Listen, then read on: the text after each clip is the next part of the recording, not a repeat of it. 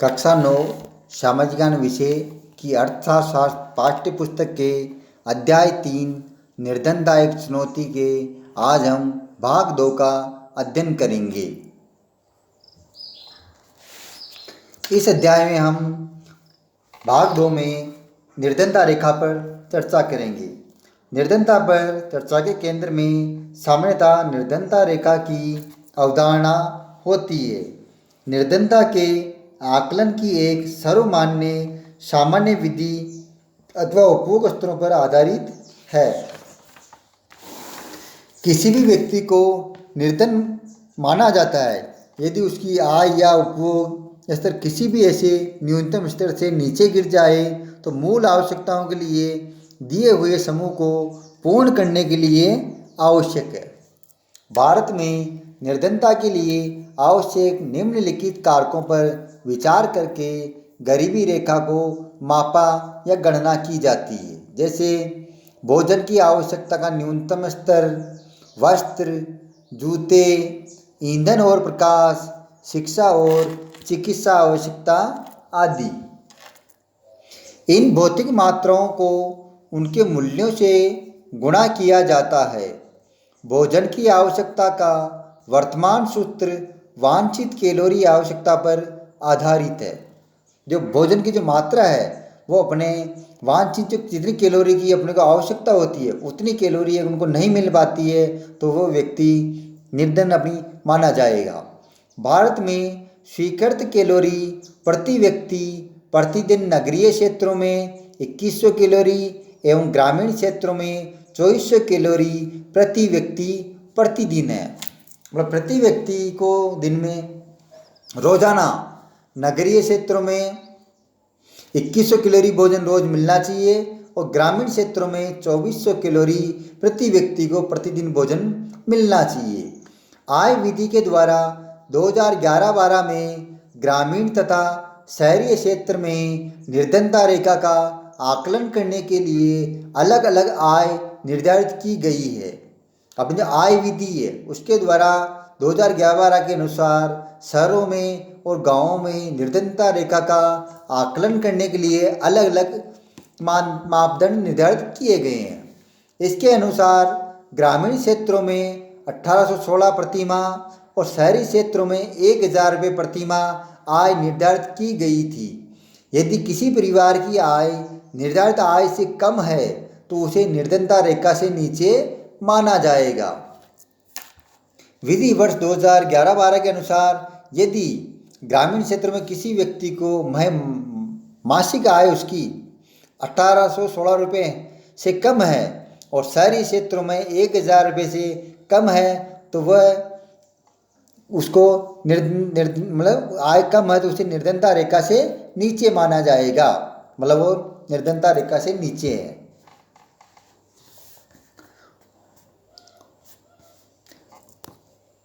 Calorie की आवश्यकता ग्रामीण क्षेत्रों में जैसे कि हमने पहले पढ़ा है कि 2400 कैलोरी प्रति व्यक्ति प्रतिदिन तथा शहरी क्षेत्रों में 2100 कैलोरी प्रतिदिन प्रति व्यक्ति को मिलनी चाहिए। ये आज की आंकड़े हैं। वो ग्रामीण क्षेत्रों में 1816 रुपये प्रति व्यक्ति प्रतिमाह तथा शहरी क्षेत्रों में 1000 रुपये प्रति व्यक्ति प्रतिमाह।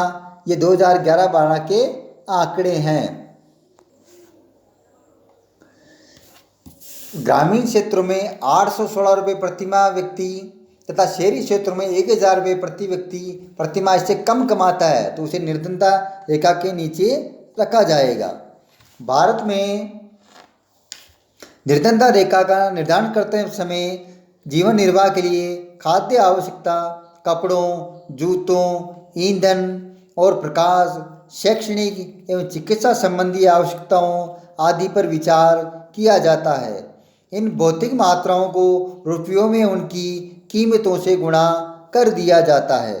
तो अपनी मूलभूत जो आवश्यकताएं होती है जैसे कपड़े, जूते, ईंधन, प्रकाश, शैक्षणिक, चिकित्सा संबंधी आवश्यकताएं, इन भौतिक मात्राओं को रुपयों से गुणा कर दिया जाता है और निर्धनता रेखा का आकलन करते समय खाद्य आवश्यकता के लिए वर्तमान सूत्र वांछित कैलोरी आवश्यकताओं पर आधारित है।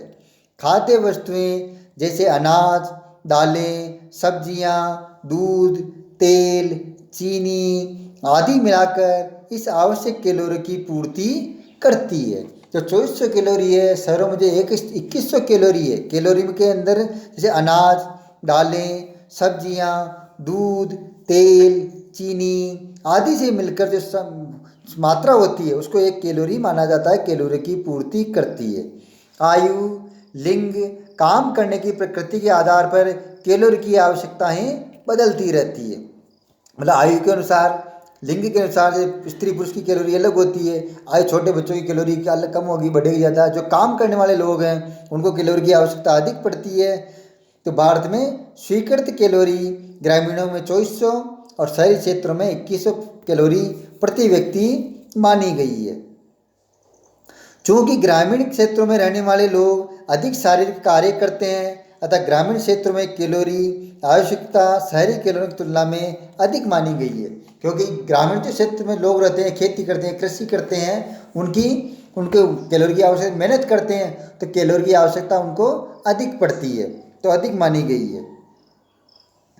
अनाज आदि के रूप में इन कैलोरी आवश्यकताओं को खरीदने के लिए प्रति व्यक्ति मौद्रिक व्यय को कीमतों में वृद्धि का ध्यान रखते हुए समय समय पर संशोधित किया जाता रहा है।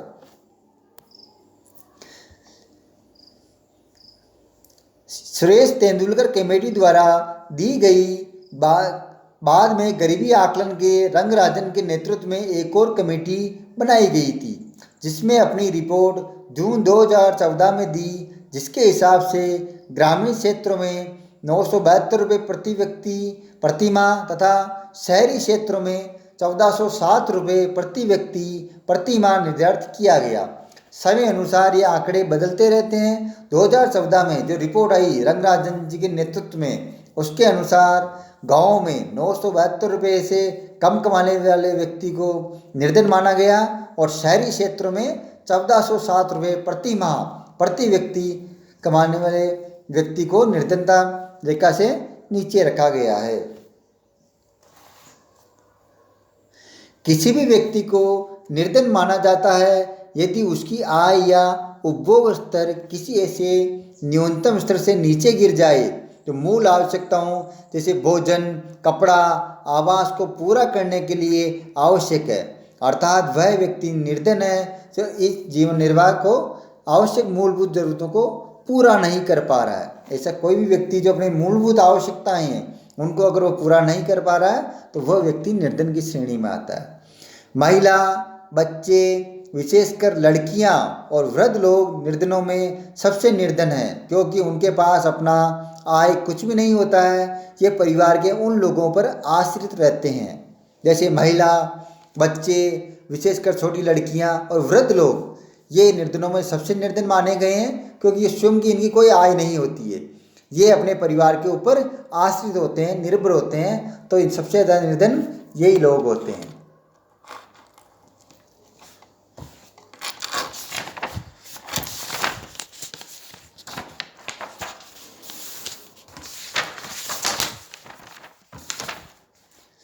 निर्धनता निरोधी उपाय। निर्धनता उन्मूलन भारत की विकास रणनीति का एक प्रमुख उद्देश्य रहा है।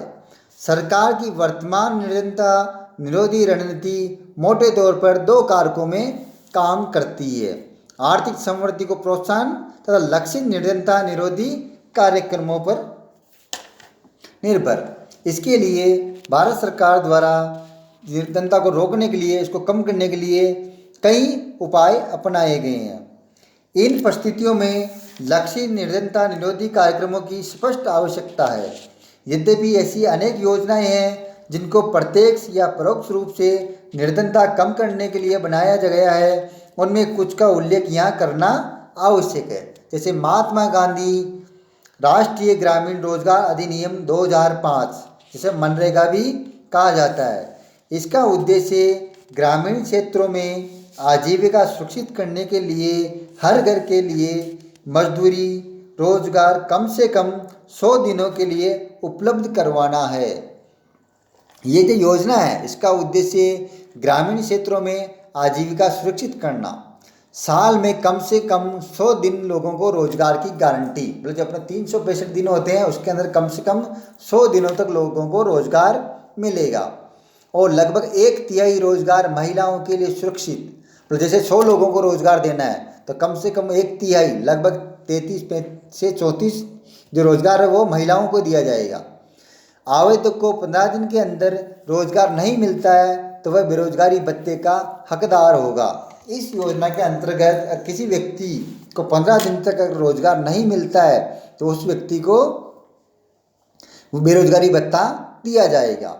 और न्यूनतम मजदूरी अधिनियम के अंतर्गत उसको मजदूरी दी जाती है। न्यूनतम जो मजदूरी है सरकार जो तय करती है वो मजदूरी उसको मिलेगी।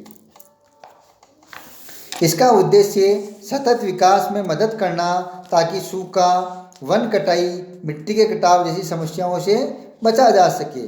इसका उद्देश्य विकास भी है, जैसे सूखा, मिट्टी कटाई, अन्य समस्याओं से बचा जा। इस प्रावधान के तहत 1/3 रोजगार महिलाओं के लिए सुरक्षित किया गया है। इस योजना के अंतर्गत अनुसूचित जाति, अनुसूचित जनजाति व महिलाओं का हिस्सा क्रमशः 23%, 17% और 53% है। इन राज्यों और संघ शासित प्रदेशों में मजदूरी की दर की सीमाएं परिसर, जैसे 281 रुपये प्रतिदिन हरियाणा के मजदूरों के लिए और 168 रुपये प्रतिदिन बिहार व झारखंड के मजदूरों के लिए तय की गई थी। केंद्र सरकार राष्ट्रीय रोजगार गारंटी कोष भी स्थापित करेगी। राष्ट्रीय ग्रामीण रोजगार गारंटी अधिनियम 2005 की निम्न विशेषताएं हैं। 200 जिलों में प्रत्येक परिवार को साल में 100 दिन की रोजगार की गारंटी दी गई। इस योजना के अंदर 200 जिलों में लागू किया गया है और कोई साल में कम से कम 100 दिन के रोजगार की गारंटी दी गई। यह योजना 1/3 रोजगारी महिलाओं के लिए आरक्षित है। इस योजना के अंतर्गत 1/3 जो रोजगार दिया जाएगा वो महिलाओं को दिया जाएगा। केंद्र सरकार राष्ट्रीय रोजगार गारंटी कोष भी स्थापित करेगी और अगर 15 दिन के अंदर किसी को रोजगार मुहैया नहीं होता है तो उसको बेरोजगारी भत्ता भी दिया जाएगा। प्रधानमंत्री रोजगार योजना ये 1993 में प्रारंभ हुई और लघु व्यवसाय व उद्योग स्थापित करने में सहायता करना इसका उद्देश्य था। उद्देश्य ग्रामीण और छोटे शहरों में शिक्षित बेरोजगार युवाओं के लिए स्वरोजगार के अवसर सृजन करना। प्रधानमंत्री रोजगार योजना एक अन्य योजना है जिसमें 1993 में आरंभ किया गया।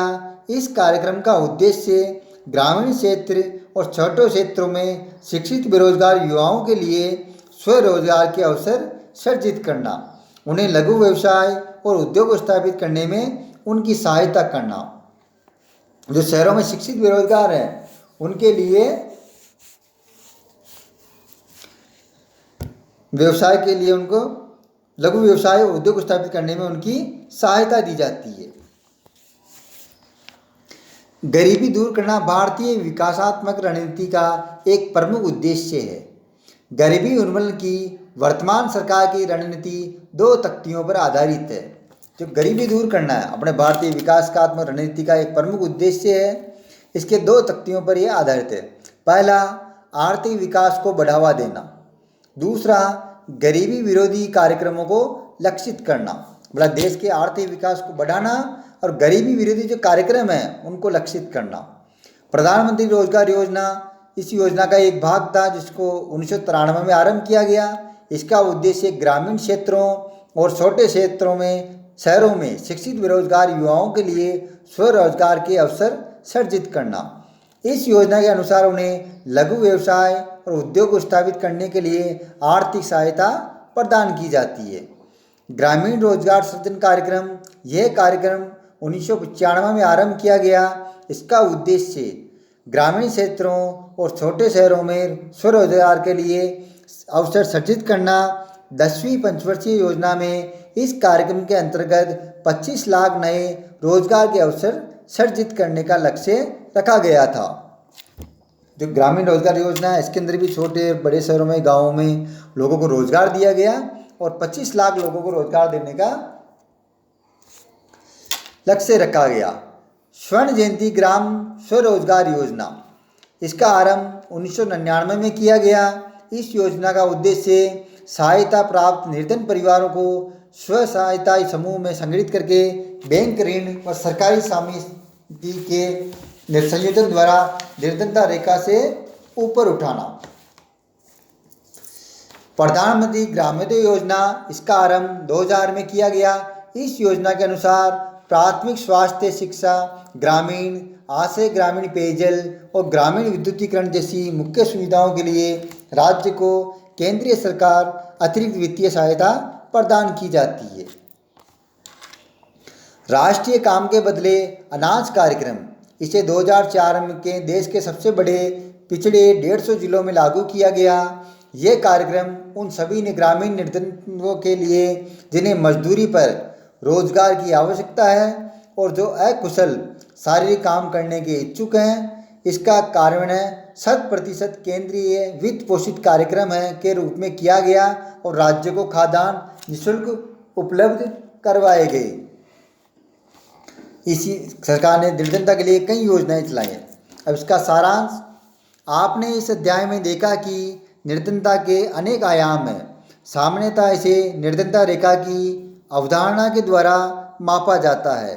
इस अवधारणा के द्वारा हमने निर्धनता के मुख्य वैश्विक तथा राष्ट्रीय प्रवृत्तियों का विश्लेषण किया है, परंतु हाल के वर्षों में निर्धनता का विश्लेषण सामाजिक अपवर्जन जैसी अनेक नई अवधारणाओं के द्वारा समृद्ध हो रहा है।